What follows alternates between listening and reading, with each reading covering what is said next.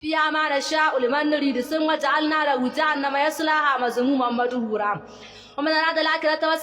وسعيها سعيها وهو مؤمن فأولئك كان سعيهم مشكورا كلا نمد هؤلاء وهؤلاء من أعداء ربك وما كان أعداء ربك معذورا وانظر كيف بدلنا بعضهم على بعض والآخرة أكبر درجات وأكبر تبديلا لا تجعل مع الله إلها آخر فتقعد مذموما مخذولا وقضى ربك ألا تعبدوا إلا إياه وبالوالدين إحسانا إما يبلغن عندك الكبر أحدهما أو كلاهما فلا تقل لهما أف ولا تنهرهما وقل لهما قولا كريما